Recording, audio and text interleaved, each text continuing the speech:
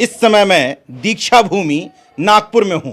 यहां मेरी मुलाकात आरएसएस के चीफ, आरएसएस गलत मत समझिएगा, राष्ट्रीय स्वयंसेवक संघ के राष्ट्रीय अध्यक्ष जनार्दन मून साहब से हुई।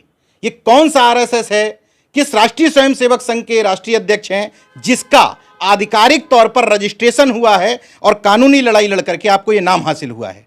लोगों को कंफ्यूजन हो रहा होगा, तो आप अपने आप से बता दीजिए कौन सा आरएसएस है। आरएसएस ये वर्ड, ये शब्द लाने के लिए बहुत सारे लोग कॉपी करने के हिसाब से राष्ट्रीय समाज संघ ऐसा कुछ तो भी बोलते थे, लेकिन हमने राष्ट्रीय स्वयंसेवक संघ जो नागपुर में 1925 से स्थापित हुआ और आज कार्यरत है, उसकी जानकारी सरकारी कार्यालय नागपुर चैरिटी कमिश्नर से प्राप्त की, जिसमें ये पाया गया कि राष्ट्रीय स्वयंसेवक संघ नामक संस्था पंजीकरण इसका हुआ नहीं है। लीगली ऑथेंटिक डॉक्यूमेंट्स हमारे पास आया, तब हमने सोचे कि राष्ट्रीय स्वयंसेवक संघ जो आज हमारे भारत के लोगों को गुलाम बनाने की साजिश रच रहा है, इसके खिलाफ कुछ तो भी हमने करना चाहिए। इसलिए हमने ये सोचे कि नागपुर में ही हमने राष्ट्रीय स्वयंसेवक संघ नामक संस्था रजिस्टर क्यों नहीं किया जाए, यही सोच हमारे दिल में आई। वो आरएसएस जो सत्ता से नज़दीक होने की वजह से पूरा देश उसी को जानता है, उसका प्रभाव भी चलता है, नागपुर में उसका हेडक्वार्टर भी बताया जाता है। ऐसे में आप कैसे कह रहे हैं कि आप सही हैं और वो गलत हैं? इसीलिए सही आज उसी को माना जाता है जिसका 1950 में भारतवर्ष स्वतंत्र होने के बाद संविधान लागू हुआ, और संविधान के तहत जो भी संस्था पंजीबद्ध होती है, रजिस्ट्रेशन होता है, उसी को हम संवैधानिक मानते हैं, अधिकृत मानते हैं। जो जिसका रजिस्ट्रेशन नहीं होता, सरकारी दफ्तर में उसका लेखा जोखा नहीं होता, वो असंवैधानिक संस्था होती है, आतंकवादी संस्था होती है, ऐसा हम मानते हैं। मतलब आप पूरे दावे के साथ कह रहे हैं कि उस वाली आरएसएस का अभी तक कोई रजिस्ट्रेशन नहीं है? कोई रजिस्ट्रेशन नहीं है, हमारे पास वो डॉक्यूमेंट्स है। यहाँ तक हमने राष्ट्रीय स्वयंसेवक संघ नामक संस्था बनाकर नागपुर चैरिटी कमिश्नर में जब ऑफलाइन अप्लाई किया, एसआरएन नंबर अधिकृत मिला, उसके बाद नागपुर चैरिटी कमिश्नर ने यह सलाह दी लिखित कि राष्ट्रीय स्वयंसेवक संघ में से राष्ट्रीय शब्द को बदल दो, लेकिन हमने वो राष्ट्रीय शब्द नहीं बदला। ये लड़ाई नागपुर हाई कोर्ट, दिल्ली का सुप्रीम कोर्ट तक गई। सुप्रीम कोर्ट ने एडमिट नहीं की, हाई कोर्ट ने यही बोला कि नागपुर चैरिटी कमिश्नर का जो भी आदेश रहता उसमें हम इन्वॉल्वमेंट नहीं करते, कुछ नहीं करते, इसलिए उनका ही वो जो होगा वो देखेंगे। इसलिए हमने आज तक वो राष्ट्रीय स्वयंसेवक संघ का नाम का उपयोग करना चालू रखा। मतलब नागपुर में जो सोसाइटी रजिस्ट्रार का ऑफिस है वहाँ से रजिस्टर्ड हैं आप? जी रजिस्टर्ड हैं जी। मेरे साथ पासा जी हैं, आप प्रदेश अध्यक्ष हैं महाराष्ट्र के और कार्यवाहक राष्ट्रीय अध्यक्ष अभी आपने बताया। तो ऐसा तो संभव नहीं है कि एक ताकतवर संस्था के खिलाफ जब आप लड़ाई लड़ रहे हैं तो कुछ थ्रेट नहीं मिले होंगे, उस तरफ से प्रस्ताव नहीं आए होंगे, हर तरह के प्रस्ताव आए होंगे, धमकियों से लेके सब। कैसे हैंडल कर रहे हैं नागपुर में रहकर? सर, हम लोग जो है हमने जब उनके खिलाफ में लड़ाई शुरू की है तो नेचुरल चीज़ है, हम ये चीज़ों को अब लेके चल रहे हैं कि इस तरह से हमारे हालात बनने वाले हैं। उनके तरफ से ऑफ़र भी आते हैं, कई मीटिंग्स होती है, उनका ऐसा बोलना है कि कोई मध्य मार्ग निकालिए। तो हमारे तरफ से एक ही बोलना है, उनको हमने हमेशा कहा है कि मध्य मार्ग एक ही है कि वो नाम छोड़ दे, क्योंकि हम नाम छोड़ने वाले नहीं हैं। हमारे पास ऑनलाइन रजिस्ट्रेशन है और बहुत जल्दी हमारे पास ऑफलाइन होगा, क्योंकि स्टेट गवर्नमेंट में हमने अप्लाई किया हुआ है। स्टेट गवर्नमेंट की एनओसी के लिए हम लोग वेट कर रहे हैं। जिस दिन वो होगा तो चैरिटी कमिश्नर ऑफलाइन हमको दे ही देंगे। अब रहेगी बात कि आज हमारा नेटवर्क धीरे धीरे बढ़ रहा है।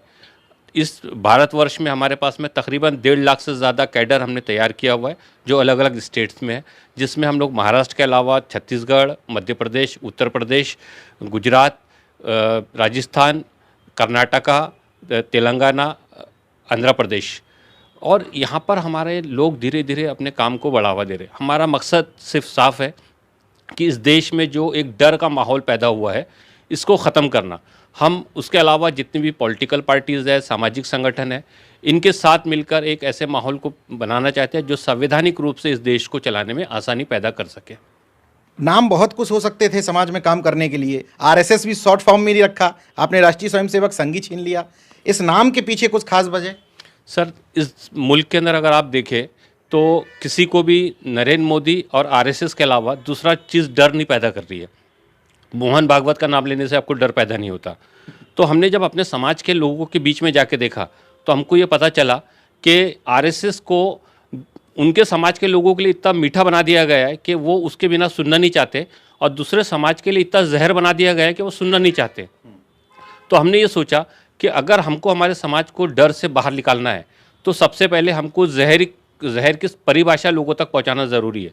इसलिए हमने क्या किया कि उनके ही नाम को हमने अपनाया, जिससे हम हमारे समाज के अंदर ये बता सके कि आरएसएस एक शब्द है, इससे डरने की ज़रूरत नहीं है, और उसमें हम कामयाब भी रहे। आज हम 1.5 लाख 2 लाख परिवार तक पहुंच पाए। उनके बीच में हमने ये बताया कि वो आरएसएस सिर्फ एक नाम है, उन्होंने अपने फ़ायदे के लिए इसका इस्तेमाल किया। सरकार में रहकर आप डरा सकते हो, लेकिन हमेशा के लिए लोगों को गुलाम नहीं बना सकते। इसका उदाहरण अगर आप विश्व में देखना चाहते हो, सद्दाम हुसैन को देखिए, ओसामा बिन लादेन को देखिए, कर्नल गद्दाफी को देखिए, हिटलर को देखिए। तो समय के हिसाब से हर इंसान ने अपनी ताकत दिखाने की कोशिश की। इनकी गलतफहमी थी कि इनका ये नाम कोई इस्तेमाल नहीं कर पाएगा, इनके खिलाफ में कोई खड़ा नहीं हो पाएगा। लेकिन जहाँ पर अन्याय बढ़ता है तो वहाँ पर महात्मा भी पैदा होते हैं। तो उसी तरह से एक जनार्दन मून जैसे मर्द आदमी ने पूरे सिस्टम को आज ज़मीन पे लाके खड़े कर दिया। उनको उनकी हैसियत और हमको हमारी ताकत पता चल गई। आने वाले समय में हम अलग अलग संगठनों के माध्यम से, अलग अलग राजनीतिक पार्टियों के माध्यम से एक बड़े समूह को साथ में जोड़कर एक ऐसी व्यवस्था जो वाकई में एक आम नागरिक के लिए खुशहाल भरी ज़िंदगी दे सके, उसके लिए कार्य करने के लिए पूरे भारतवर्ष में काम करेंगे। आपने दावा किया कि ये इनका आरएसएस जो है वो रजिस्टर्ड नहीं है। एक अनरजिस्टर्ड संस्था कैसे इतनी पावरफुल हो गई देश में? वही बात हम 2014 से देखेंगे। 1925 से स्थापित जरूर हुई, धीरे धीरे अपने पैर पसारना उन्होंने शुरू किया। अब 1925 से स्थापित संस्था 1950 का संविधान लागू होने के बाद भी रजिस्टर्ड नहीं करना, माने जो वो आरएसएस ने अपने उनके संविधान में लिखा होगा कि इसका सरसंघ चालक सिर्फ ब्राह्मण ही बनेगा। अगर सही में वो सोशल संगठन होती तो वहाँ ये चीज़ नहीं होती।